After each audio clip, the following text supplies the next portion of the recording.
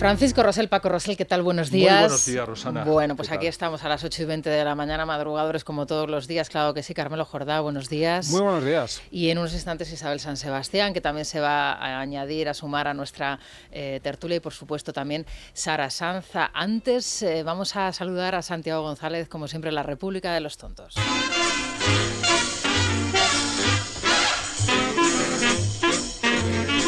Eres tonto, muchacho, tú eres tonto. Queridísimo y admirado Santiago González, ¿qué tal estás? Buenos días. Pues no tan bien como tú, porque eso sería ser muy ambicioso, Claro, por querida supuesto. Rosana. Oye, hay que Pero aspirar a la excelencia, ¿eh? eso es verdad. Bueno, pues muy buenos días, queridos Paco Rosell, Isabel San Sebastián, cuando llegue, y Carmelo Jordá, más de lo mismo. Os tornaremos a fer, habían prometido y efectivamente lo han hecho. El presidente de Mediado, Aragonés, firmó ayer un decreto para ignorar las leyes y burlar las sentencias de la justicia, en este caso la del 25% de la enseñanza en español.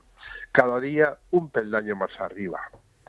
La burricia gubernamental se traslada a los escolares vía libros de texto. Todos los filósofos eran machistas: Platón, Aristóteles, Ortega y Gasset. Con ellos empezó lo patriarcal, pero a partir de ahora la política de Aristóteles y la República de Platón van a ser estudiadas en las obras completas de Irene Montero y de Yone Belarra.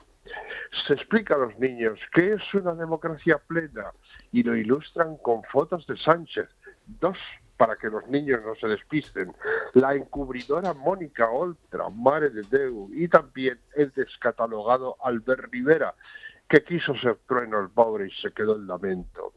Y dice esa portentosa criatura que ejerce de ministra sin titulación, que a ver si se creen que yo llamo a los profesores para decirles lo que tienen que explicar. En fin, así está el tema. El secretario general de la OTAN, el noruego Jens Stoltenberg, pudo comprobar que ningún ministro representante de Podemos acudió este 30 de mayo al acto de la conmemoración del 40 aniversario de la entrada de España en la Alianza Atlántica, presidido por el rey de España, Felipe VI.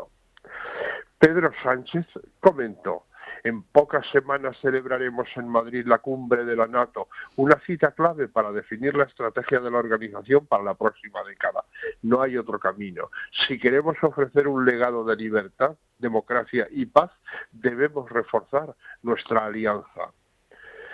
¿Recuerdas, Rosana, aquel 4 de octubre de 2014, que decía en una entrevista en El Mundo: en el Ejecutivo actual falta más presupuesto contra la pobreza y la violencia de género y sobra el Ministerio de Defensa? Me acuerdo perfectamente.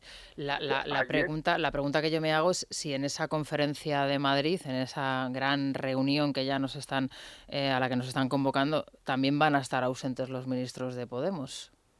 pues sí, eso han anunciado. Y la portavoz podemita ayer, la delincuente condenada Isa Serra, se manifestaba con las mismas ideas de Sánchez del 14. No es asumible que el gobierno vaya a dedicar cerca de 37 millones de euros para organizar la cumbre de la OTAN. Hay muchos retos ahora, como los derechos sociales, la igualdad, la lucha frente al cambio climático, por lo que creemos que deberíamos acoger una cumbre por la paz antes que una cumbre militarista como esta. Celebrar una cumbre así supone un gasto relevante. Bueno, arrepentidos los quiere el Señor. En el encuentro con Stoltenberg estuvieron, además del rey, los expresidentes del gobierno Felipe González, José María Aznar, José Luis Rodríguez Zapatero y Mariano Rajoy. También estuvo su antecesor, el de Stoltenberg, quiero decir, nuestro Mr. Pesc, Javier Solana, enemigo encarnizado de la OTAN con Felipe y luego un ejemplar secretario general. Todo tuvo ese tono que le impone el gobierno Sánchez a sus cosas. La parte del gobierno Podemos planta a la parte del gobierno PSOE y critica a la OTAN y nuestra pertenencia a ella, pero no se van ni les echan. Por otra parte, Podemos saca pecho por el plante, pero sus ministros no estaban invitados, cuenta el ABC, menos Yolanda Díaz, que sí lo estaba en función de su condición de miembro del Consejo de Seguridad Nacional, pero que no acudió, aunque puso excusa. tenía una cita médica. Pues tendría que ser muy Hasta importante esa cita médica, desde luego, porque claro, hombre, siendo ministra... también podía haberse acogido a la excepción que había planteado su compañera de gobierno, Sí. Irene Montero. O sea, Oye, nunca lo, se sabe, sí. lo de las reglas incapacitantes. Oye, pues Bien, si el médico le da la baja, exacto. Exacto. Y siempre habrá un médico afín que te haga una chapuza. Bueno, siguen los ecos de la decimocuarta y hasta la vanguardia se rinde a la evidencia. No se andaba ayer por rodeos. La comparativa, arrancaba el texto, la comparativa con el Barça, claro, resulta insufrible. Desde que los Blaugrana alzaron su última Champions, en la final de Berlín de 2015, el Madrid ha logrado levantar 4 Copas de Europa, la última en París. Hay jugadores blancos como Marcelo, Carvajal, Kroos, Modric o Benzema que ya tienen las mismas orejonas que el propio Barça. Bien, la doctorin Agustín Fonseca comentaba a este respecto. El Madrid ha ganado la Champions gracias a Pedro Sánchez y a pesar de Ayuso. y esto... Están en ello, no te preocupes. Bueno, y luego estos fenómenos que tiene... Paranormales. Sí, el PSOE. Bueno, paranormales, sí, pues están esos a imágenes y la cabeza de su presidente. O sea que Adriana Lastra dice, somos el Partido Socialista Obrero Español. Da igual el apellido que nos pongan. Lo que no vamos a ser nunca es el partido de los mangantes que trincaban a manos llenas mientras empobrecían a los españoles. Eso es el Partido Popular. Y luego otro valor en ascenso es Felipe Sicilia, que estuvo cumbre al adjudicar al PP la trama de facturas falsas del Partido Socialista del País Valenciano y criticaba a todas las encuestas que pronostican un varapalo electoral mundial al PSOE en Andalucía. Algunas encuestas, dice, lo que pretenden más que mostrar cierta opinión es generar esa opinión. Mira, esa sí me la sé, José Félix Tezanos. Mientras, Rosa Villacastín se quejaba de que Moreno Bonilla sale más en los medios que Juan Espadas y que por eso los ciudadanos no conocen al candidato socialista. Pero mujer, que ha sido el alcalde de Sevilla. Ahí en nada, sí. Digo que... Mejor plataforma para llegar a la candidatura no se puede imaginar. Sí, y Y como aquí diría había... Federico, a Adriana Lastra, le recordamos el grito este de guerra que se inventaba Federico la semana pasada, ¿no? Eres gal, ¿no? Sí, dice, hacía días que no disfrutábamos de Gulliver y uno de sus ovillejos, bueno, pues ayer lo colgó en mi blog durante la sobremesa. ¿Qué hace Sánchez de natura? Perjura. Su virtud más evidente, miente. Y exhibe alguna otra maña, engaña. Para desgracia de España nos gobierna un presidente que solo esparce cizaña y que al decir de la gente perjura, miente y engaña. Pero cómo luce Antonio, ¿eh? Sí. Santiago, es que cómo posa el presidente del gobierno. Con mucha majestad, que es lo suyo. Desde luego. Bueno, Santiago, muchísimas gracias. Hasta mañana. Hasta mañana, que será otro día. Claro Buena que tertulia. sí. Buena tertulia también para ti, que esperemos que nos estés escuchando. Muchas gracias, Santiago. En fin, rápidamente, Paco, Isabel, buenos días. Buenos días. Carmelo, Sara Sanz también nos acompaña ya en el estudio.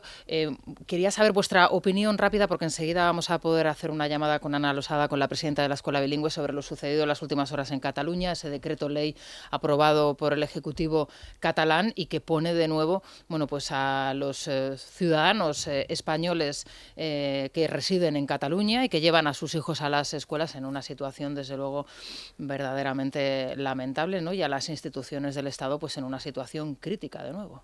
Bueno, lo básico es constatar que el proceso sigue en marcha, lo que pasa que el que tira del proceso es precisamente el presidente del gobierno, que depende de los votos de los independentistas. Estamos viendo una anomalía terrible y es que se están saltando las leyes, las sentencias judiciales por medio de indultos, por un lado, a los golpistas propuestas del 1O porque era un autoindulto que favorecía al propio Pedro Sánchez y era una sentencia del Tribunal de Cataluña, ¿no? Con otro decreto ley que se salta la ley. Estamos en una situación de anomalía democrática y de destrucción de las instituciones y se hace desde la Moncloa precisamente porque Pedro Sánchez lo quiere y lo desea. Por tanto, no busquemos excusas a los independentistas, etcétera, etcétera. Es la legalización del propio golpe de Estado del 1O en Cataluña y el avance irremisible del proceso, arrasando tribunales y cualquiera que se le interponga. Vamos a ver lo que dice la justicia, ¿no? Yo estoy de acuerdo, lo que pasa es que perdón por la voz, lo que pasa es que el Ejecutivo es el que tiene que ejecutar las resoluciones judiciales. Entonces, si se toma una resolución judicial con arreglo a la ley y el Ejecutivo, que es quien tiene que garantizar su cumplimiento, no lo cumple, pues los ciudadanos están indefensos y la democracia está abandonada. Por mucho que los libros de texto estos manipulados saquen la foto de Sánchez diciendo que es una verdadera democracia, cuando el líder del Poder Ejecutivo se niega a cumplir con la ley y a cumplir con una resolución judicial, lo que estamos es ante una verdadera tiranía, ante una verdadera quiebra de la democracia, que es en lo que estamos en España. O le echamos pronto a este individuo de la Moncloa o esto se va al garete. Y cuando llegue al poder, porque yo estoy convencida de que las va a perder y por goleada las próximas elecciones, el Partido Socialista encabezado por Sánchez, cuando llegue al gobierno la derecha va a tener un trabajo gigantesco para desmontar todas las minas de profundidad, las cargas de profundidad que nos ha dejado este sujeto. Esa será otra historia. Por eso hablaba Federico esta mañana a las 6 en punto de la mañana de la aplicación, de la reclamación de la aplicación de otro 155. Carmelo, ¿tú cómo lo ves? Bueno, yo creo que efectivamente lo más grave no es que los nacionalistas, los separatistas hagan lo que hace muchos años que hacen, sino que se les facilite desde Moncloa y desde el otro partido del gobierno que recordemos que ha votado a favor de esta medida ilegal. Entonces eso es lo que tenemos que denunciar. Ya no es un tema que se queden unos grupos en Cataluña que se han subido al monte. No, es que el monte está en Moncloa y eso es lo más preocupante de todo. Y eso, perdón, hace que sea, como bien decía Isabel, muchísimo más urgente acabar con este gobierno que está dispuesto a cualquier cosa y que durante este plazo que le quede, que no sabemos si serán 3 meses, 6 meses o 1 año y medio como aspira creo Sánchez a seguir en el poder, pues vamos a ver cosas de esta prácticamente cada 2 semanas, porque ahora cada votación en el Congreso es difícil, cada votación es problemática y cada votación se hace a cambio de, bueno, pues en cada caso lo que surja y lo que sea necesario. Bueno, es la destrucción de la democracia y el Estado de Derecho desde dentro. O sea, que somos procesos de cómo se destruyen las democracias se destruyen de esa manera, de la forma que se está actuando, ¿no? Y sí, es un momento crítico que estamos viviendo y al que evidentemente no podemos aceptar, claro. Venezuela, exactamente es el proceso venezolano, exactamente ese. Nos tomamos, si os parece, un Ibudol, porque a mí se me pone dolor de cabeza, un Ibudol de Kern Pharma y enseguida hablamos con Ana Losada. Se nos fue la hora de la cena, qué poco hemos dormido. Sí, pero qué dolor de cabeza esta mañana. Pues al dolor ni agua. Ibudol, el primer ibuprofeno bebible en stick pack para aliviar el dolor. También en comprimidos, medicamentos sin receta, adultos y niños a partir de 12 años. Ibudol, tenía que ser de Kern Pharma. Lee las instrucciones de este medicamento y consulta al farmacéutico. Es la mañana. Es radio. Son las 8:38 minutos, 7:39 ya en las Islas Canarias. Vamos a irnos primero a las clínicas CRES. Sara, cuéntanos. Sí, porque se han anticipado, Rosana, a esa operación bikini, a esa temida operación bikini que tarde o temprano sabes que va a llegar. En Clínicas CRES tienen un programa muy completo, muy eficaz para poder perder peso y de manera saludable, basado en un programa que hacen de genética, el test genético Geneticres, así es como se llama, para perder peso de forma saludable y sobre todo sin ese temido efecto rebote. Tienen clínicas en Valencia, en la Comunidad de Madrid, en Zaragoza y en Palma de Mallorca. Pide cita en el 91 445 0004, 91 445 0004. Y hay que decir que es más que un programa de adelgazamiento porque te identifican todas las intolerancias alimenticias que puedes llegar a tener, cómo digieres los alimentos por grupos alimenticios y te dan toda una clase magistral, diría yo, ¿no? Para que empieces a comer correctamente sin hacerte daño a ti mismo. En fin, hace unos días nos visitaba aquí en el estudio Ana Losada, la presidenta de la Asociación por una Escuela Bilingüe. Ana, ¿qué tal? Buenos días. Hola, buenos días. Y en aquel día recuerdo perfectamente, bueno, pues tu optimismo, ¿no? Ante la situación, ante las circunstancias que se estaban viviendo y que próximamente se iban a producir con esa ejecución de la sentencia. No sé si ese ánimo ha cambiado en las últimas horas después del decreto que ayer se sacó de la manga el Gobierno de Cataluña, Ana. Bueno, nosotros continuamos confiando en la justicia y por tanto somos optimistas. Desde luego sabíamos que la Generalitat iba a recurrir a cualquier tipo de estrategia para intentar al menos demorar la aplicación de la sentencia. ¿Qué es lo que pasa a partir de ahora? Porque, claro, ¿qué prevalece? ¿La sentencia del Tribunal Superior de Justicia de Cataluña o el decreto ley que obliga a los directores de los centros a aplicar la norma que emana del propio gobierno catalán? Bueno, nosotros creemos que el tribunal no va a aceptarle el decreto como la ejecución de la sentencia, porque es evidente que ese decreto no recoge ni siquiera el mínimo que plantea la sentencia y además en su anuncio, por ejemplo, ayer la portavoz del gobierno catalán en una hora de rueda de prensa, creo que dijo más de una docena de veces que estaba elaborado para evitar el cumplimiento de la sentencia. Por tanto, creemos que el tribunal va, por supuesto, tendrá que valorar la documentación que entregó la Generalitat, pero no creemos que vaya a admitir ese decreto ni las instrucciones que esta mañana van a hacer llegar a los centros, que aún desconocemos en qué términos son, van a aceptar como que eso es la garantía de que el castellano va a ser lengua vehicular. Mañana es día 1 de junio, se cumple ese plazo. Si no se cumple la sentencia del Tribunal Superior de Justicia de Cataluña, ¿qué va a hacer la asociación que usted preside? Bueno, nosotros mañana vamos a presentar un escrito donde por un lado vamos a demostrar la desobediencia a la ejecución y luego el intento de la Generalitat de prohibir y de evitar de que cualquier funcionario en un centro sí que la acate, ¿no? Porque no solamente no ha hecho nada en todos estos días, en esos 15 días, sino que además ha intentado evitar que ningún director respondiera positivamente y aplicara la sentencia en su centro. Ese básicamente va a ser nuestro argumento de acusación a la Generalitat, a la que consideramos que evidentemente está desobedeciendo.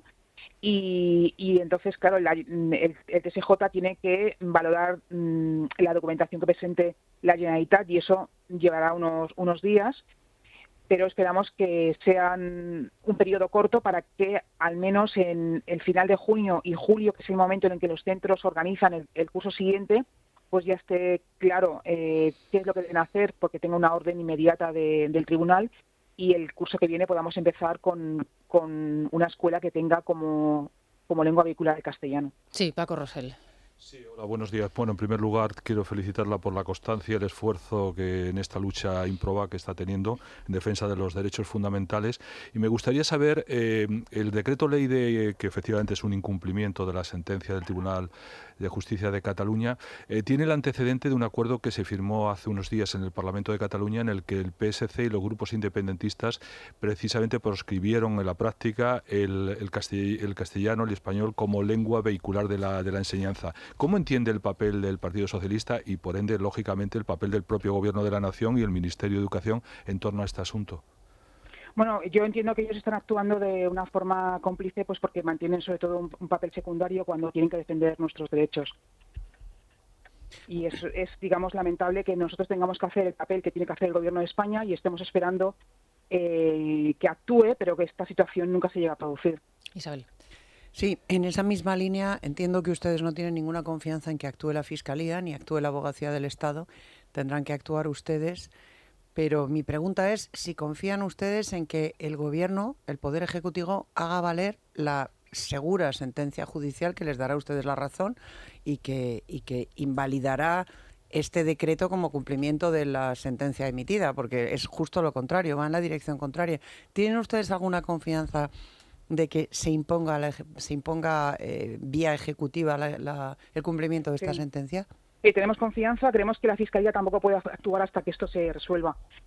Perdonad, pero os tengo que dejar porque estoy en una situación lo entendemos. y no puedo no mantenerme la Bueno, conversación. Ana, muchísimas gracias por atender nuestra llamada. Ha sido una llamada, como podrán ustedes entender, cerrada a última hora debido a los acontecimientos. Pero bueno, yo creo que el mensaje que quería lanzar Ana es claro. La semana pasada, precisamente, ante esa presentación de ese borrador, de ese proyecto que tú comentabas, hablábamos de esa oportunidad, ¿no?, que tenían todos los grupos constitucionalistas en la Cámara catalana de volver otra vez a hacer un frente común, Ciudadanos, Partido Popular, Vox. Yo no sé si vosotros veis, Carmelo, esperanzados que esa corriente, ¿no?, que se generó la semana pasada pueda seguir adelante y pueda traducirse en algo, ¿no?, efectivo y bueno para los ciudadanos. Pues no muy esperanzado, porque es que hay que ser realistas respecto a lo que son en este momento los partidos constitucionalistas en Cataluña.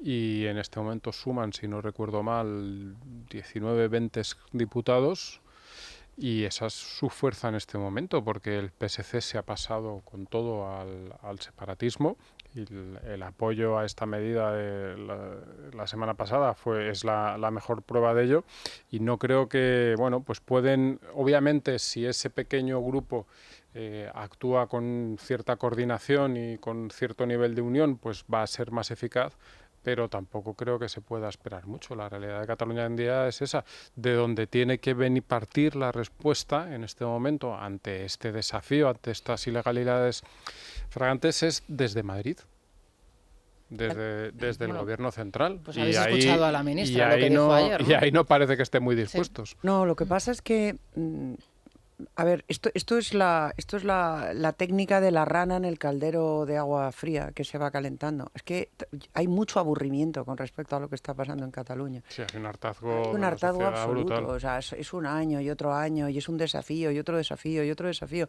Y la gente tiene muchos problemas, las hipotecas están subiendo, la inflación está disparada, hay guerra en Ucrania, en fin, hay un montón de problemas que afligen al ciudadano constantemente. Hay una España a varias velocidades, hoy escribo yo sobre ello. O sea, al señor de Asturias que no tiene un tren, o al señor de Extremadura que no tiene un tren para ir de un pueblo a otro, pues que los independentistas catalanes hagan de las suyas, llega un momento en el que le deja de interesar. Y entonces, lamentablemente Isabel. es así, Rosana, lamentablemente es así, cada uno está en lo suyo. Igual que al catalán, pues cuando estábamos los vascos pasando las canutas tampoco les importaba ¿Tú mucho. crees que los valencianos piensan lo mismo? ¿Crees que los mallorquines piensan lo mismo? No, ¿Crees hombre, los más afectados... que los padres que tenemos niños en la escuela en Madrid, en Andalucía, en Extremadura, en Asturias, en Galicia, pensamos lo mismo? No, a ver, creo que no, evidentemente los padres ahora mismo que tenéis hijos en edad escolar estáis con estos manuales absolutamente ideologizados y adoctrinadores, pero el problema concreto del desafío lingüístico catalán, desde mi punto de vista, no creo que sea bueno que ocurra, pero desde mi punto de vista se va diluyendo en un conjunto, y quienes tienen que reaccionar y hacerlo fuerte son los líderes de los partidos políticos. Pero una reacción así masiva ciudadana, yo la verdad es que no la veo. Vamos a ver, yo creo que efectivamente uno de los problemas que de la estrategia de este gobierno es multiplicar los problemas. Es decir, a un problema crea otro sucesivamente, y claro, llega un momento en que tienes que tener los tentáculos de un pulpo para atajar tantos problemas. Eso es evidente, y esa es la técnica que se intenta desarrollar, y es que lo estamos viendo. Que lo estamos viendo en todos los terrenos. Es que tenemos la situación económica, tenemos el problema territorial, el de la lengua, el de la política internacional, que tú comentabas los indultos. Anteriormente. Es decir, llega un momento en que produce un acierto la técnica de que va arrollando todo, ¿no? Va inundando todo. Pero por encima de esto sí hay valores y derechos fundamentales que hay que preservar, y hay que dar la batalla. Y este, sin duda, el de la lengua, que es un derecho fundamental, hay que darlo. Y esto tiene, y por lo menos hacerles pagar el coste que eso tiene. Y por tanto tiene que haber una resistencia y una constancia democrática por parte de los partidos constitucionalistas, y lógicamente crearle problemas.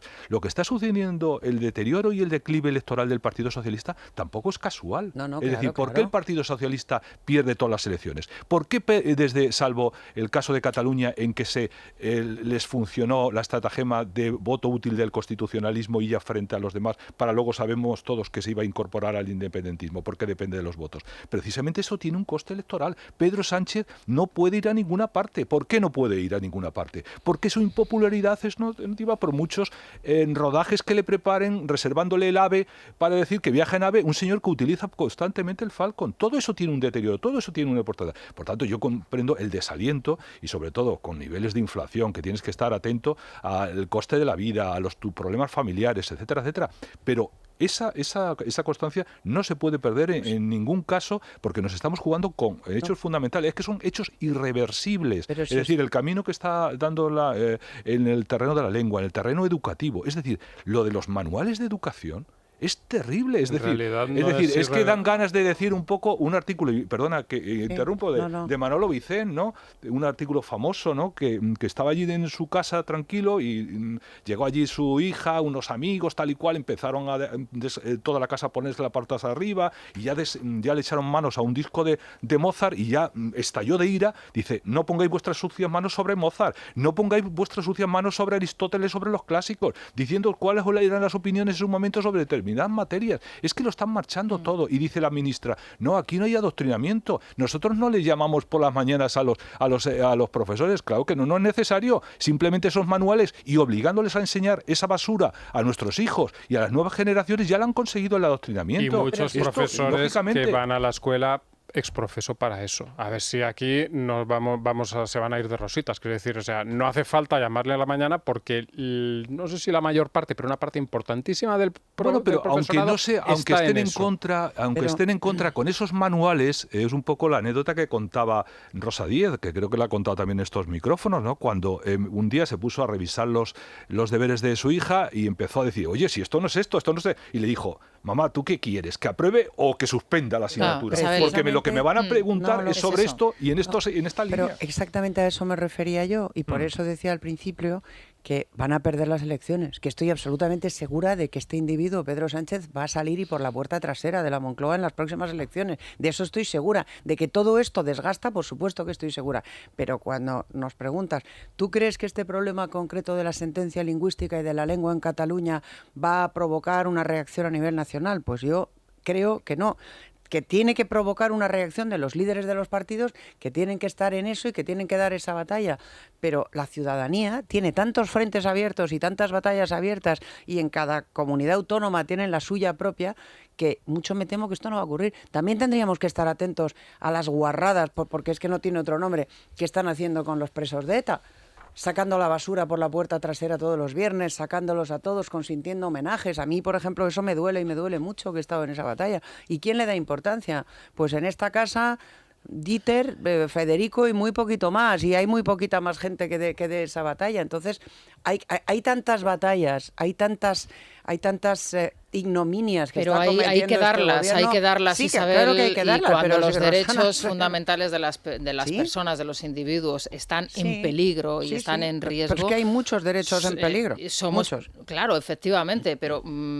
la realidad sobre la banda terrorista ETA, la historia real de España, el blanqueamiento que se está haciendo. Bueno, pues entonces, eso final, hay que denunciarlo también. Al final, por ejemplo, hay algunas comunidades como Madrid que toman cartas en el asunto, que intentan introducir en sus zonas de competencia, en su área de competencia, la enseñanza de estas materias, etcétera, etcétera, y va a la izquierda y les bloquea judicialmente esa iniciativa y hay un tribunal que admite la demanda a trámite. Entonces, vamos, yo espero que eso se desbloquee cuando se vea en juicio. Tanto, pero es que es muy difícil. Sí, es Carmen, que contra un gobierno es muy difícil. Hay una parte de esto que no la estamos comentando, que yo creo que también es interesante, pero que está relacionado con todo lo que estamos diciendo. Al final, este deterioro del gobierno, esta impopularidad y esta fragilidad política que cada vez se ve más, esto también va a contribuir, creo yo, y mucho a esa fragilidad política, porque la situación en Cataluña,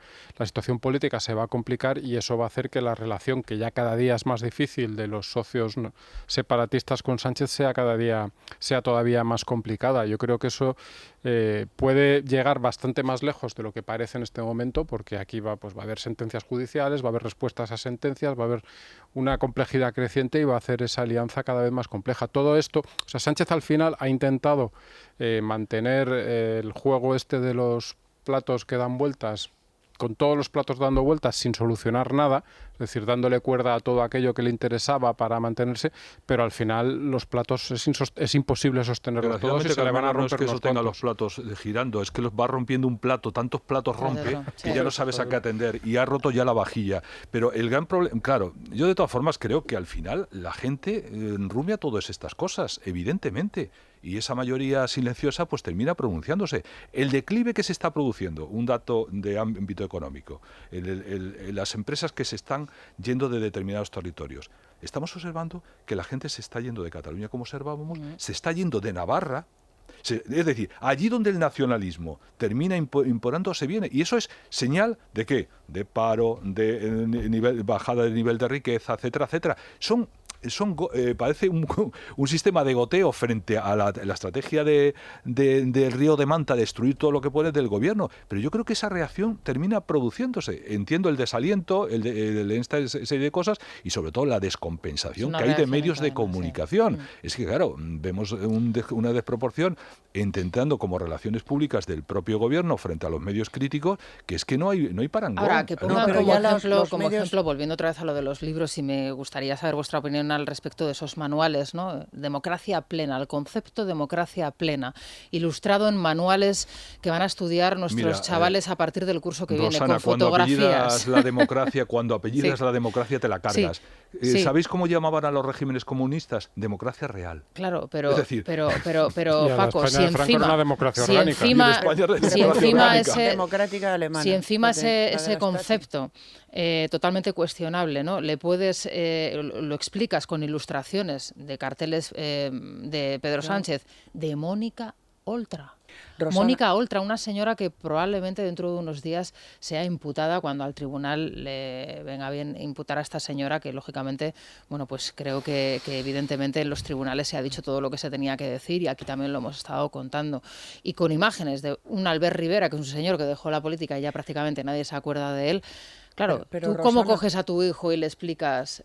Pues mira, este señor a ver, es le coges a tu hijo y le explicas lo que es. Es decir, mira, esto es un manual de adoctrinamiento. Yo entiendo que tú tengas que aprobar la asignatura, di lo que tengas que decir para aprobar la asignatura, pero esto es lo que hay. ¿Y cuántos padres hacen eso? Bueno, no, pero a ver, si yo no te deberían discuto, hacerlo todos. No, pero a ver, deberían hacerlo todos, pero yo no te discuto que esto sea adoctrinamiento. Ahora, que este Partido Socialista, que no tiene nada que ver con el socialismo que fue, o muy poco, ha perdido hace mucho tiempo el referente democrático, eso es una evidencia, desde la época de Zapatero, incluso antes probablemente, cualquier referente democrático. Entonces, aquí la única solución que hay en términos políticos es echar a este tío y que la derecha que venga tenga el coraje y el empuje suficiente para cambiar todo esto, es decir, para hacer lo que no hizo Rajoy en su día, que no tocó ni una sola ley ideológica, ni la de memoria histórica, la de educación, le dejó a este pobre, a Bert más o menos solo, languidecer su proyecto durante un año y otro, se aprobó muy al final, y lo primero que hicieron los socialistas cuando llegaron al poder fue revocar esa ley, a ver si cuando gobierne aquí el PP con Vox o sin Vox o como sea, o Vox con el PP o sin el PP, me da igual, pero cuando llegue un gobierno alternativo, tiene el coraje democrático de todo esto liquidarlo. Pero en el primer año, no en el cuarto, en el primer año, liquidar todo esto y devolver a los españoles a una situación democrática de verdad. Pues a ver si tienen ese coraje. El cambio puede comenzar por Andalucía. Sara, ahora en unos minutos, si te parece, nos das las 2 o 3 fechas y los 2 o 3 mítines que van a dar los líderes y los varones regionales, porque es muy curioso cómo se va a plantear la campaña en Andalucía, pero antes vamos a darnos un paseo por Caledonia, por la calle Javier Ferrero, si te parece. Sí, por esas casas predilectas, las de Javier Ferrero, que están en el centro de la capital, aquí en Madrid, que son del todo eficientes, confortables, tienen los mejores servicios y sobre todo las mejores comunicaciones, pero no solo tienen estas casas, por supuesto, para vivir esa experiencia Caledonian, lo pueden ustedes visitar en caledonian.es. Bueno, mira, me recuerda a Rosa Díez que ETA se manifestaba detrás de las pancartas donde se podía leer por la democracia. Claro, claro. Bueno, pues nada, esa fotografía también la podían incluir en el concepto es que de democracia. Es así, lo que hemos visto. Claro, lo hacen. O la foto de la portavoz de Bildu en el Parlamento, ¿no? Riéndose con los periodistas alrededor. Eso iba a decir. Hablaba Paco de la actuación de los medios de comunicación. A mí esa foto de los compañeros en el Congreso haciéndole la ola a Merche Izpurúa, directora de una basura, de un panfleto llamado Gara, en el cual con el seudónimo de Maite Soroa nos señalaba a los compañeros, a algunos compañeros. Que por cierto, el los otro más día críticos. se lo recordó, eso es vomitivo. Se lo eso recordó es vomitivo. muy bien Inés Arrimadas en una intervención muy buena que tuvo Inés en el Congreso. Se lo recordaba a Pues Merche a lo mejor Zurúa. me leyó, porque eso lo he denunciado yo varias veces. Es vomitivo. Le recordaba eso y recordaba otra cosa en la intervención de ese pleno muy importante, también Inés Arrimadas, le recordaba al propio presidente cómo había tenido el desahogo de decir que le parecía eso absolutamente razonable que defendieran que estaban dispuestos a dar un nuevo golpe de Estado a sus socios. Es decir, cuando un presidente del gobierno, que es el garante de hacer cumplir la Constitución, dice eso en la sede de la soberanía nacional, pues ya estamos ante una anomalía que estamos conociendo. Entonces estamos en esa deriva. Cuando los periodistas jalean a una individua que ha dirigido un periódico destinado a señalar a sus compañeros, es que estamos en una anomalía grave o en una amnesia colectiva preocupante o en ambas cosas. Es vomitivo. Lo que está pasando con Bildu y con Aizpurúa concretamente es vomitivo, y que la mayor parte de los periodistas jóvenes de este país o bien no tengan ni puñetera idea de lo que fue la historia de la lucha contra ETA y de la participación que tuvimos en ella muchos periodistas, o bien no la quieran tener, es muy preocupante, pero muy preocupante. Pero sí es que no solamente hay que echar la mirada atrás y hay un interés por destruir la memoria viva de todos esos años, sino incluso los hechos que están produciendo. Es decir, tienes el Partido Socialista que está acusando a otra fuerza política de corrupción cuando dos presidentes de la Junta están siendo juzgados en el Supremo en este momento, de los cuales, por cierto, de los cuales no se habla absolutamente nada. Es decir, no aparece ningún informativo, no aparece ningún telediario. Vamos a ir con esas cuestiones, vamos a ir a Andalucía, la corrupción, tenemos muchos asuntos en el día de hoy, pero antes, si me permitís, vamos a recomendar el Colazul, se lo vamos a enviar a Ana Losada, si os parece. Ellos siguen ahí a la Asociación por una Escuela Bilingüe, así que el Colacel para ellos. Lucía Prieto, buenos días. ¿Qué tal? ¿Cómo estáis? Bueno, un día más vengo a cuidar y a mimar a nuestra audiencia y también a resolver alguna duda, porque cuando hablamos de colágeno hay quien nos pregunta si el colágeno que ingerimos, que suplementamos, llega a las estructuras que lo necesitan. Y la verdad es que es una pregunta fantástica, sobre todo por lo pertinente, y que Colacel Antios tiene una fácil respuesta, y es que en Mundo Natural lo han previsto. Colacel Antios cuenta con péptidos bioactivos de colágeno, ácido hialurónico, antioxidantes como el resveratrol, pero ojo, también vitamina C, que contribuye a la producción endógena, a la propia de colágeno, es decir, que nos ayuda a animar, a incrementar, a aumentar la producción propia de colágeno. Es tan potente que con una sola toma diaria equivale a 3 envases de otro producto, así que así son deficientes en Mundo Natural, así es deficiente Colacel Antios. Consulte con su dietista farmacéutico, llame al 914460000 o teclee www.parafarmaciamundonatural.es. Mundo Natural.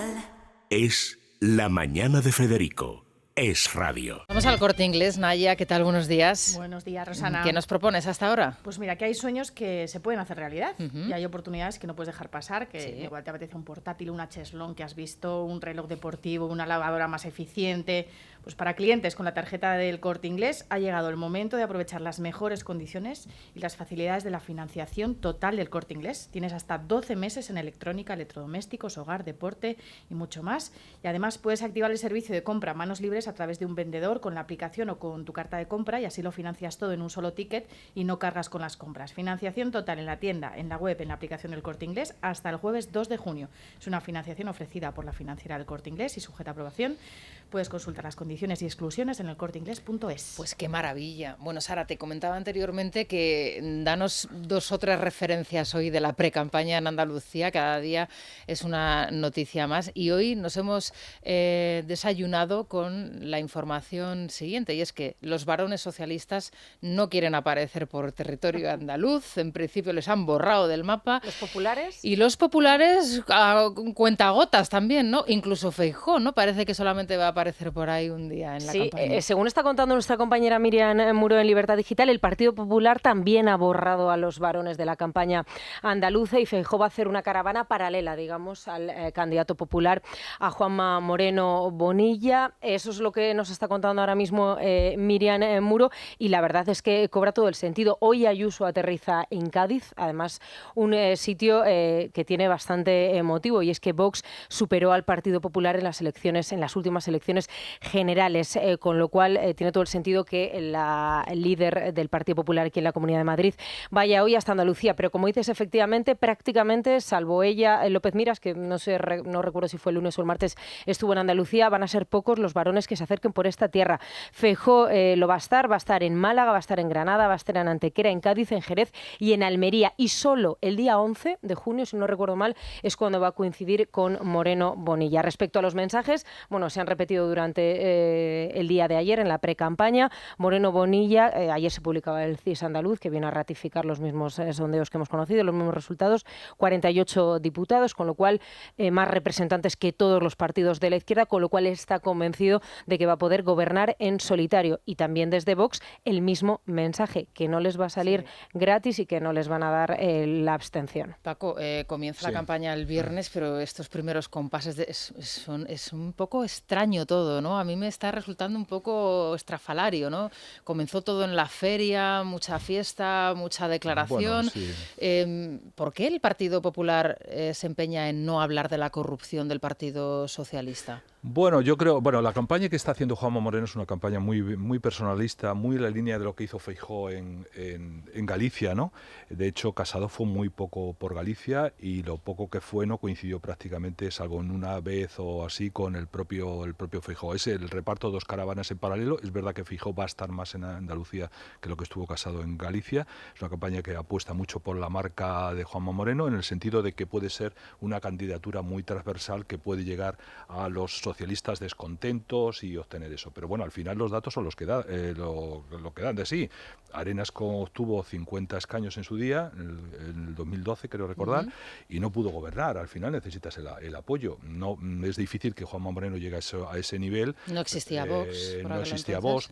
Había otro tipo de fragmentación. Existía también el Partido Socialista de Andalucía, que tenía una implantación con Rojas Marcos y demás historias. Pero bueno, eso es así. Vamos a lo que dilucida y sobre todo parte de unas expectativas muy altas. Y eso es el gran riesgo de que haya una cierta confianza en el electorado, que ya a Arenas le costó no ganar por mayores ahorita dos razones. Una, que cierto electorado, sobre todo del litoral, se fue a la playa y no votó. Y en segundo lugar, la campaña célebre de subir los impuestos que hizo Montoro, que tuvo un peaje altísimo en ello. Entonces, la campaña que se está produciendo va trabajando en esa dirección, muy apostando por la marca Juanma Moreno, y luego él cree que ya el tema de la corrupción ya está suficientemente interiorizado, que no necesita insistir más en ello, teniendo una cosa bastante obvia, que el propio candidato socialista es que tiene a su mujer imputada por uno de los muchos ramales de la corrupción, porque en Andalucía lo que se produjo fue una corrupción sistémica que afectó a toda la corrupción. No fue una anomalía de la democracia, sino que la corrupción era parte del llamado régimen andaluz, y no insiste mucho en ello. Yo creo que es un error, sinceramente. Creo que es un error, porque este tipo de cosas hay que subrayarlas, porque si no te encuentras tremendos, que alguien te eche en cara, que se ponga como hizo el otro día, y acabó, perdona Isabel, lo que hizo el otro día Pedro Sánchez, diciendo que la corrupción es del Partido Popular. Hombre, en Andalucía usted dice esto, ¿se atreve a decir esto? Hombre, no vamos a remontarnos a los temas de Filesa, Malesa, Tainespor, etcétera, etcétera, sino que lo que hemos vivido en Andalucía y lo que estamos viendo ahora en Valencia, donde hay un ramal de la corrupción que es exactamente la misma que se produjo en Andalucía, con las mismas características. Los hermanos de Chávez se corresponden con los hermanos del presidente Chimo Puig. Una serie de corrupción a través de empresas, de adjudicación. Es el mismo proceso de corrupción que estamos. Y si tú no levantas la voz y dejas claro ciertas cosas, hombre... corres ese riesgo. Lo que pasa es que yo creo que la corrupción en Andalucía...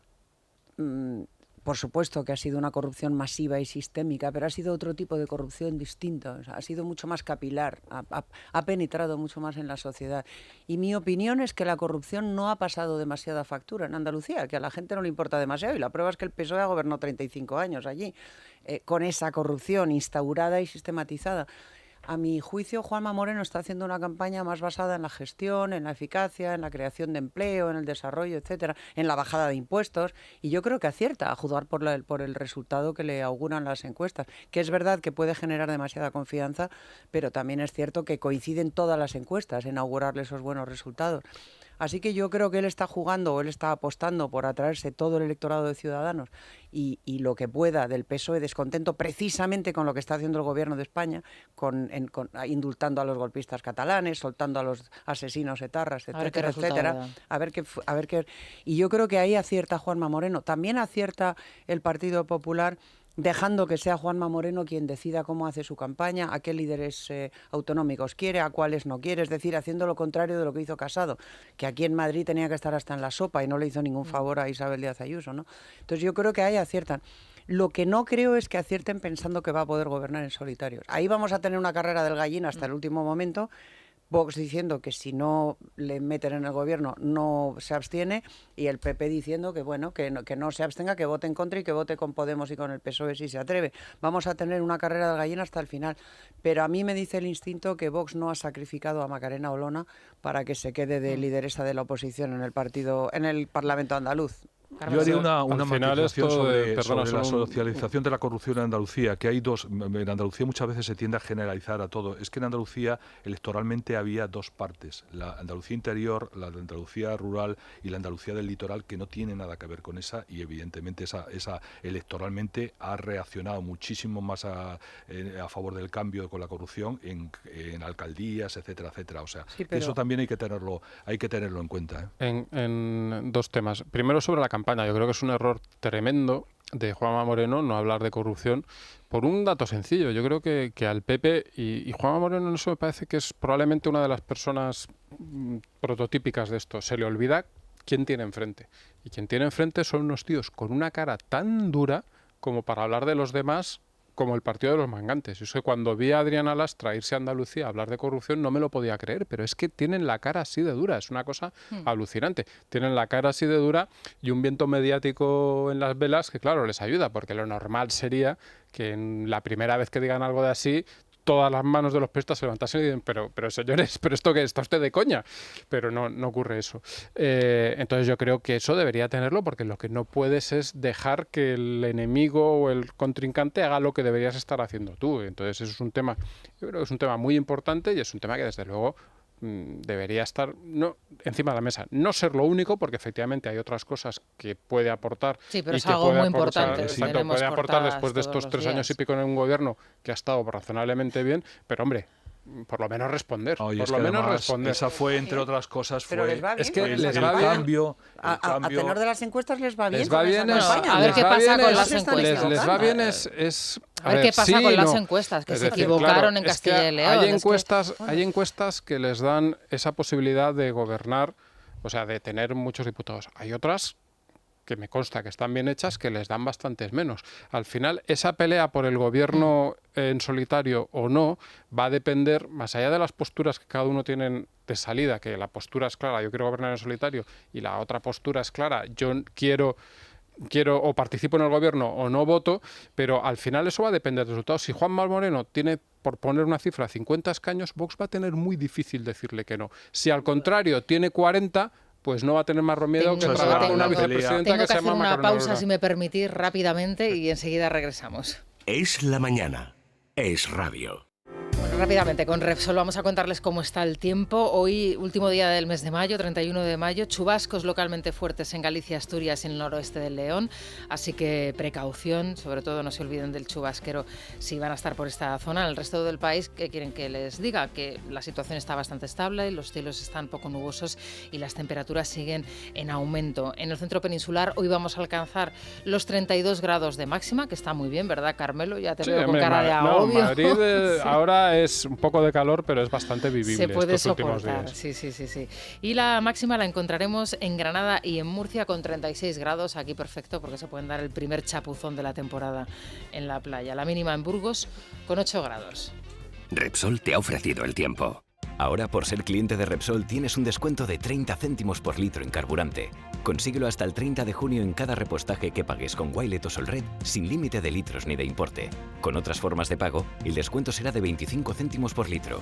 Incluye la bonificación del gobierno y el descuento adicional aportado por Repsol. Infórmate en Repsol.es. Es la mañana. Es radio. esta hora vamos a ver cómo abre la bolsa Luis Fernando Quintero. ¿Qué tal? Buenos días. Buenos días de nuevo, Rosana. Pues abre a la baja, se está dejando en este momento un 0,6%, cotiza ya por debajo de los 8.900 puntos que consiguió conquistar hace unos días y que le ha mantenido en buenos niveles, insisto, durante las últimas jornadas, pero ya ayer cerró en negativo. En este momento hay corrección en los mercados, merced a esa incertidumbre económica y en parte también merced a esa subida del petróleo que se producía esta noche después de conocer el veto al gas ruso por parte de la Unión Europea y que ha tirado al alza de la materia prima del petróleo. Así están los mercados hasta ahora, Rosana. Bueno, y hasta ahora también un consejo, ¿no?, de adelanto. Eso es, Rosana, para todos aquellos que quieran una solución de liquidez, que se salga del circuito bancario y que pueda poner en valor propiedades que pueda tener un particular, una empresa, bueno, pues tiene adelanto, que tiene la garantía de GEDESCO, es una fintech del grupo GEDESCO que nos ofrece precisamente la liquidez de un contrato de alquiler de una de nuestras propiedades hasta 5 años de un solo pago. Podremos tener esta liquidez para hacer frente a compromisos de pago si somos una compañía o incluso ponerlo en rentabilidad si somos particulares. Así que soluciones GEDESCO. Estaba pensando, no sé, en Génova 13, que hoy es noticia también. Oye, mira. Porque finalmente parece que Feijóo renuncia a la venta de la sede cuando estaba prácticamente hecha. ¿Vosotros sois partidarios de que es verdad que las explicaciones que da el actual presidente del Partido Popular para mantenerse en Génova 13 pueden llegar a entenderse, ¿no? Pero ¿sois partidarios de que el Partido Popular o veríais ese cambio de imagen, ¿no?, a partir de ese cambio de sede algo necesario en el PP o no? A mí es que lo que me pareció grotesco fue lo otro. ¿Sí? O sea, achacar la derrota a la sede. Oiga, pero la sede que tiene que ver con que usted se pegue un bofetón en las urnas. Esa sede es complicada, se han vivido jornadas aciagas. ¿Y en cuál no? Y en la sede de Ferraz del PSOE no se han vivido jornadas como... O sea, a ver, una sede es un edificio, no tiene ninguna responsabilidad de lo que ocurra dentro. A mí me parece que esa sede pues es cómoda, está en el centro, la gente ya está acostumbrada a ir ahí. Es un símbolo, ¿no? Es un símbolo. Bueno, lo que no sé es... Pero yo no creo que sea un símbolo, yo creo que es un edificio. Es que, entonces, a mí me pareció grotesco culpar de la derrota a la sede. Y creo que lo que le pasa... A mí me parece que la razón fundamental para vender la sede era que las perspectivas económicas del PP se derrumbaban. Si ahora las perspectivas mejoran y el PP tiene expectativas de ganar más escaños, de sanear sus finanzas, pues hace muy bien en quedarse donde está. ¿Para qué se va a meter en ese jardín de andar cambiando de sede? No, fundamentalmente si era un mero cambio aparencial no tenía mucho sentido. Es decir, realmente esa es la tarea que debe hacer Feijóo y que, bueno, lo está haciendo. No sé, veremos un poco los resultados a medio plazo de hacer esos cambios. Evidentemente las sedes no son responsables de los males de los que se incumbe. Lo que pasa que había tantos fantasmas allí en la sede de Génova que ya parecía que había dentro que había que sortizarlos de alguna manera. No sé si Feijóo ha conseguido de sus conocimientos y la materia ha podido hacer la conjura como las que hacía Fraga e intentar esos fantasmas que anidan por allí que se producen, pero bueno, en cualquier caso lo evidente es que tiene que marcar, lo importante es marcar una estrategia, marcar una alternativa a partir de lo que ahora suceda, y esa es la clave, dar la batalla a los muchos frentes que tiene abiertos y que a mucha responsabilidad. Decía Isabel y tiene toda la razón. Generalmente, prácticamente la trayectoria del Partido Popular cuando ha llegado al gobierno siempre es consolidar los cambios que antes hace la izquierda, en lugar de volver y cumplir las promesas de cambio y de cambio de leyes, etcétera, etcétera, que se comprometió. Ese es el reto que debe hacer Feijóo desde unas expectativas electorales que ahora mismo están en alza. Parece que tiene el favor de las encuestas prácticamente en toda España, y eso obliga a construir una alternativa real para, digamos, restaurar la democracia en España, que es que estamos en esos términos tan dramáticos, ¿no? Y si Vox tiene una cierta participación, a mí me gustaría que no fuera muy alta, pero sí suficiente para obligar al PP a dar esas batallas ideológicas, es decir, a entrar a saco en la educación que este Partido Socialista y este gobierno Frankenstein han convertido en adoctrinamiento, para entrar a saco en el frenar el golpe de Estado conjunto en Cataluña, el País Vasco y Navarra. Las leyes de igualdad, las leyes de género, de mal llamada igualdad de género, histórica, que son discriminación. O sea, si Vox tiene ese pequeño porcentaje de voto y de condicionamiento suficiente para obligar al PP a hacer las cosas que con Rajoy le dio pereza hacer, porque con Aznar no todas, pero algunas hizo. Por lo menos dio la batalla a ETA, que no es poco. Si Rajoy no dio ninguna batalla ideológica, directamente ninguna. Si ahora unimos la capacidad de gestión y de eficacia en la gestión del PP con la voluntad de Vox de dar algunas batallas sin pasarse tampoco, sin pasarse tampoco. Bueno, Carmelo, te había dejado con la, sí, con la palabra. Yo quería apuntar sobre lo que decía Isabel, que a mí me parece que el PP muchas veces no se da cuenta de que realmente, aunque están obsesionados en gobernar en solitario, y es comprensible en cierto punto de vista, porque lo otro es mucho más complicado, el PP realmente lo que le conviene es un gobierno con Vox. Y le conviene un gobierno con Vox por varias razones. La primera, porque el PP, por ejemplo, siempre ha tenido muchos problemas para afrontar esas reformas, entre otras cosas porque incluso teniendo una mayoría, ellos se sentían muy solos, porque eran el único partido que apoyaba determinadas cosas. Pues bueno, pues ahora vas a tener otro partido que apoye esas cosas. Y luego porque además les permitiría, si llegan a un gobierno, pues digamos, Feijóo de presidente, Santiago Abascal de vicepresidente, con el reparto que sea, lo que ahora anuncian las encuestas, ¿no? Les permitiría jugar a distintos papeles, que es algo que convendría no solo al PP, sino a Vox también. Es decir, los dos partidos podrían salirse beneficiados. No sé si esas historias funcionan, Sí, Carmelo. sí que funcionan. Lo hemos Isabel, visto con Pedro Sánchez y con Pablo Iglesias. Pero es que esa no es la relación de la que yo hablo, porque al final la razón de la que yo hablo era un sometimiento ideológico completo, es decir, se pueden mantener perfiles sin que sea este caos tal distintos, se pueden hacer cosas y puedes encargarte de cosas, digamos, a través de que van a ser mucho más fáciles. Desde luego, voy a decir una cosa, no estoy tan seguro de que a Vox le convenga tanto como al PP. Al PP le conviene mucho esa alianza y les asusta y les da muy miedo y les parece un horror, pero es una alianza que les conviene muchísimo. Pongo un ejemplo rapidísimo y termino, Isabel, solo un ejemplo. Imaginemos, yo creo que cuando haya ese gobierno de PP-Vox va a haber mucha conflictividad social falsa, inducida desde los sindicatos y tal. ¿Le conviene al PP que, por ejemplo, el Ministerio del Interior sea de Vox? Le conviene mucho, le conviene muchísimo. Es decir, va a ser mucho mejor para ellos, mucho más fácil de gestionar cuando determinadas responsabilidades estén en manos del otro partido. No quieran darse en cuenta de eso, pues bueno, allá ellos, pero a mí me parece que es algo muy evidente. Yo no sé si veo a Santiago Abascal de vicepresidente, en fin, espero que si hay una necesidad de apoyo no llegue a esos límites, pero en cualquier caso, paradójicamente... ¿Pero por qué lo dices? ¿Por qué?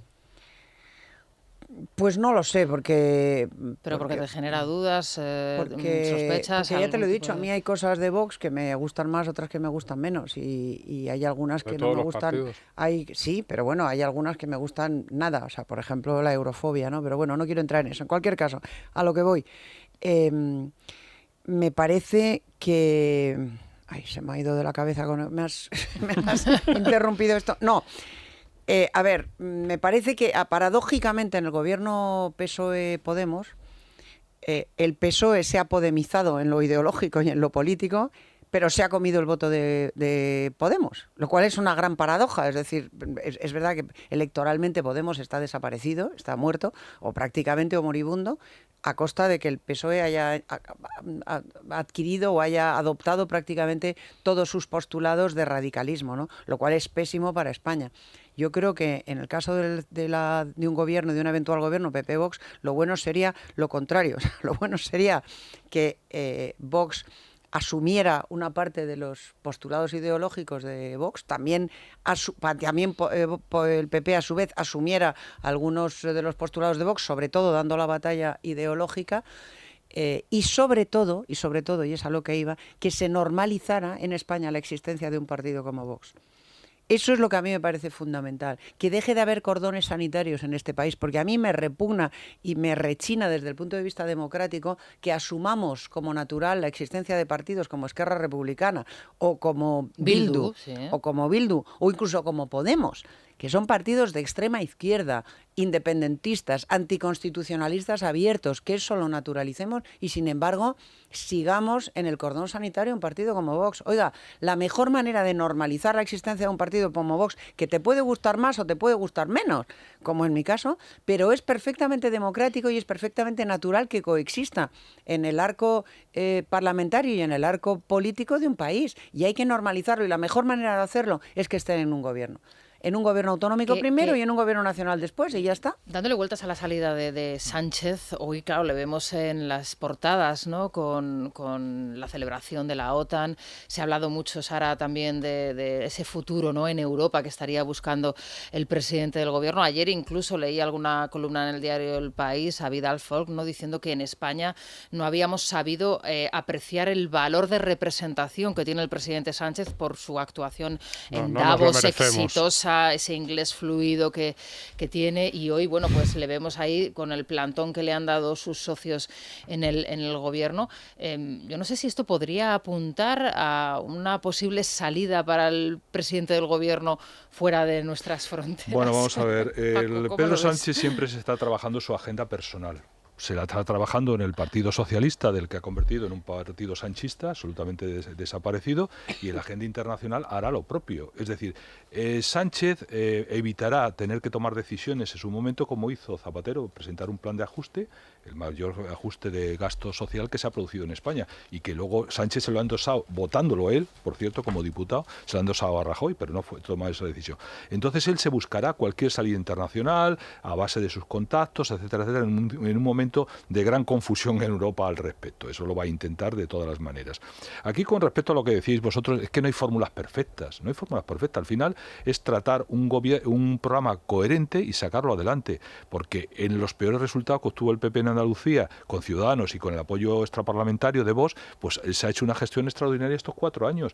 El desastre que está suponiendo el gobierno de la nación con Podemos, que es un gobierno de cohabitación en el que Podemos te organiza la oposición desde dentro del propio gobierno, con unos socios que tienen un plan que terminan imponiéndose al propio gobierno, pues es un desastre. Por tanto, no hay fórmulas perfectas. Luego ha habido momentos de mayoría absoluta pues que se han desperdiciado de forma lamentable en una larga somnolencia en el que no se han tomado ninguna decisión y se ha perdido el tiempo miserablemente, hasta el punto de que no date cuenta de que te estaban preparando una moción de censura que te iba a sacar del gobierno, hasta ese punto. Por tanto, no hay fórmulas perfectas. Yo, evidentemente, aquí lo que no se puede hacer por parte del centro derecha es asumir el relato del partido de la izquierda, ese relato que te impone un cierto supremacismo, una cierta superioridad moral que no sé dónde reside, en el que te coloque cordones sanitarios en función de su propia conveniencia, por lo cual el bazo político de una banda terrorista ETA se quede como las esencias de la democracia. Pero ¿a qué disparate estamos llegando? O un partido con conexiones con Venezuela o con tiranías de otros países, pues te hace lo propio. Pero aquí es siempre lo propio. Si en el cordón sanitario se pone en Vox o te lo ponen en el Partido Popular, como ya lo hicieron en su día con el Pacto del Tinel. Es que el Pacto del Tinel, que estuvo avalado y fue un artefacto en el que detrás de él estuvo el PSC y estuvo IZ, está funcionando y te van a ir haciendo ese nudo corredizo si tú no andas espabilado. Y esa es la clave. Viendo a lo que preguntaba Rosana, yo estoy absolutamente convencida de que Sánchez se está trabajando su agenda personal en la OTAN o en la ONU, no sé, en uno de los dos. Pero él no se va a presentar. O en la UNESCO, si me apuras. Bueno, eso se le queda un poco pequeño, me parece a mí. Pero, en fin, para su ego, no para sus capacidades, que son muy limitadas, sino para su ego desmedido. Pero él no se va a presentar a las elecciones para perderlas. Yo eso lo tengo clarísimo. Si él tiene claro que no tiene ninguna posibilidad, no se presenta. No se presenta para perder. Yo no creo que evidentemente, esto que está haciendo en la OTAN tiene un sentido. Ahora, es vergonzoso que un país como España tenga dentro del gobierno a un enemigo declarado de la OTAN. Y esto también les pasa factura electoralmente, y especialmente ahora con la guerra en Ucrania.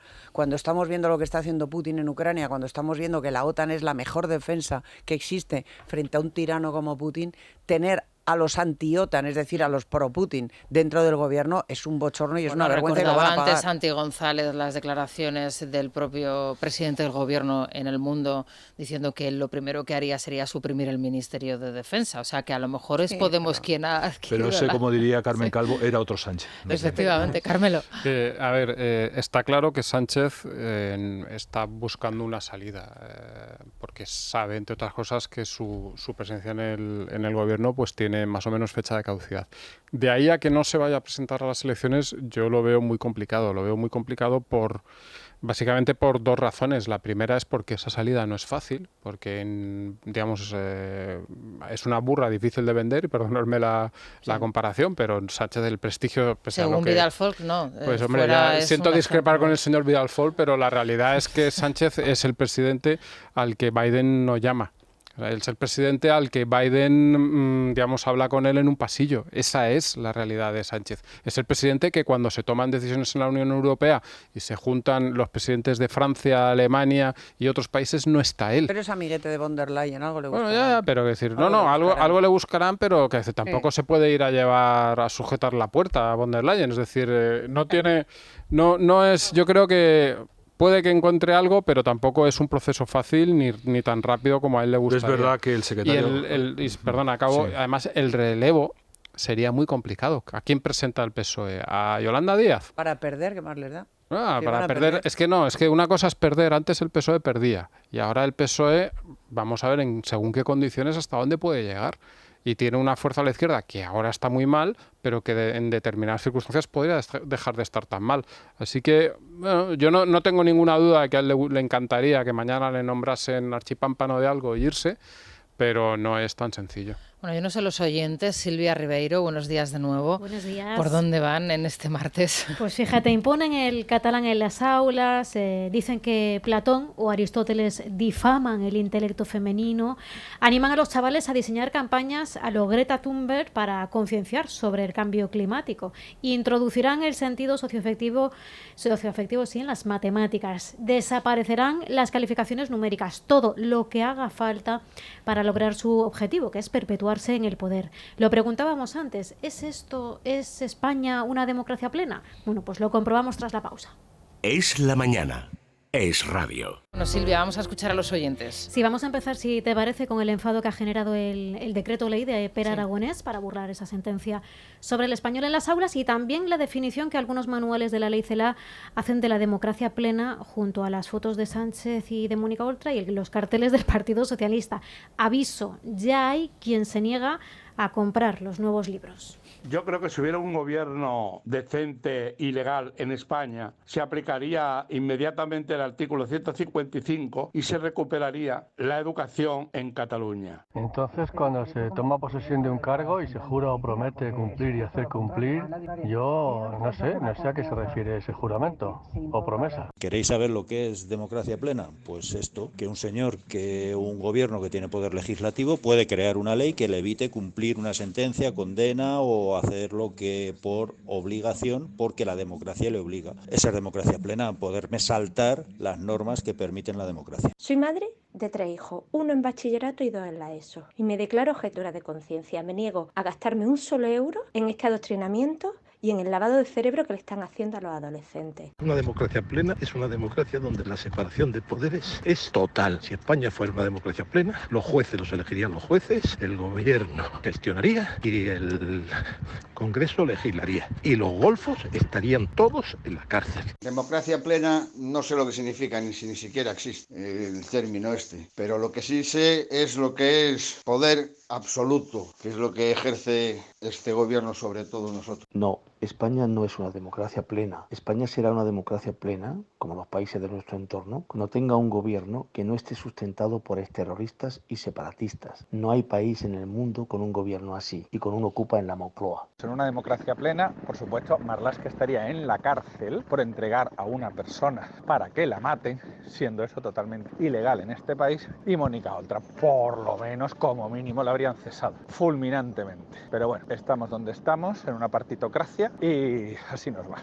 Una democracia plena es lo que hacía, por ejemplo, la familia Guerra, que estaban todos los hermanos colocados ahí robando con los cafetitos y tal. Una plena también es con los Puig, que está el hermano de Puig, la hermana, el padre, el hijo y él mismo. O sea, eso es un pleno completo. Una familia plena, ¿no?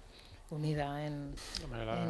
Eso es, mira, y eso que no era el partido de los mangantes, ¿eh? Sí, Que si sí. llega a serlo, imagínate cómo habría sido la de cafetitos que se habría tenido que tomar el pobre Juan. Claro, volviendo al inicio de la tertulia, lo que decía Paco, ¿no? Cómo, oye, la gente, esto va calando, ¿no? O sea, las personas están ya tan cansadas absolutamente de todo, ¿no? Que se refleja, yo creo que perfectamente en las llamadas de los oyentes, ¿no? Y el cambio en Andalucía se produjo también por el hartazgo de la corrupción. Tuvo un efecto, eso de que la corrupción no pasa factura. Bueno, llega un momento que sí termina pasándola.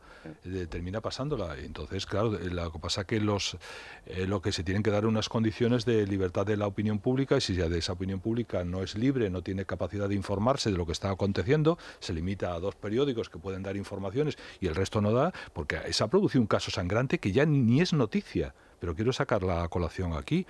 Acaba de perder la concesión de un restaurante que tenía cerca de, precisamente donde tomaba cafelitos Juan Guerra, de la Plaza España, el restaurante La Raza, que era una concesión municipal que tenía una empresa. La empresa concesionaria que ha perdido esa concesión fue la que denunció en su día el escándalo de Mercasevilla, en la que le dijo un representante: mira, esto es muy fácil, tú te traes un maletín con no sé cuántos millones en tal, cuando terminamos la reunión dejas el maletín como si te hubieras olvidado, yo cobro la comisión y vas a tener la licencia. Pues esa empresa ha perdido la concesión por parte del Ayuntamiento Socialista, precisamente el Ayuntamiento de Juan Espadas, que ahora dimitió, sí, de Sevilla, en favor de otra empresa que en cambio sí ha tenido los favores de la Junta durante muchos años. Qué raro, ¿no? Qué extraño, ¿no? Pero sí, pero ya ni es noticia. Sí, sí. Ya nadie se acuerda de eso. Evidentemente, y por eso hay que silenciar a la gente que se acuerda de eso. Es evidente que estamos produciendo. Ese escándalo es terrible. Es decir, pues ya es una nota a pie de página en cualquier diario local que evidentemente nadie del resto de España va a reparar en esa circunstancia. Pero es curioso, los que denuncian la corrupción en cualquier ámbito terminan pagando. El que denunció la corrupción de UGT en Andalucía vive una persecución judicial. Y aquellos secretarios generales que fueron imputados, etcétera, etcétera, se fueron de rositas. Y así sucesivamente. Eso es lo que pasa con la corrupción. Solamente tiene un uso instrumental, no de lucha contra ella. Yo lamentablemente creo que la corrupción en España pasa mucha menos factura de la que debiera. En España en general y en Andalucía en particular. O mejor dicho, en España en general y en la izquierda en particular. Cuando la corrupción es de la izquierda pasa muy poca factura, cuando es de la derecha la pasa mucho mayor. Creo que lo que más factura pasa son las dificultades económicas. Y también pasa mucha factura la traición a España. Y eso se está dando. Y me quiero quedar con una nota positiva. Este gobierno tiene los días contados. Porque los indultos a golpistas, las excarcelaciones de asesinos y la pésima gestión económica no salen gratis. No salen gratis. Y este gobierno va a caer, y además va a caer por goleada, y va a caer con deshonor e ignominia. Y Sánchez tendrá mucha suerte si consigue buscarse un enchufe en algún sitio fuera de aquí, porque aquí, desde luego, en España no tiene ningún futuro. Yo, en cambio, creo que la traición a España no pasa ni la 10ª parte de la factura que debería, y ahí está el PSOE en el poder después de que no es un partido nuevo que ha llegado ahora, sino que es el partido que pactó con ETA. ¿Y por qué ha perdido en Andalucía y en Madrid por goleada? No, pero ¿tú crees que eso no tiene nada que ver? Yo el creo PSOE ha ganado las elecciones después de pactar un fin de ETA que suponía la beatificación de ETA. Bueno, o las ha perdido el PP. Esto nos llevaría a otro debate. Y bueno, estamos llegando ya al final del programa, de esta parte del programa. Así que os agradezco muchísimo que nos hayáis acompañado. Muchas gracias, Paco, Isabel, San Sebastián, Carmelo, por supuesto, Sara, por supuesto. Bueno, vamos a hacer una pausa y enseguida regresamos con más noticias, así que veremos a ver si tenemos algún tipo de esperanza ahí en el horizonte o todo lo contrario. Enseguida nos lo cuenta Vanessa Vallecillo. Es La Mañana de Federico. Es Radio.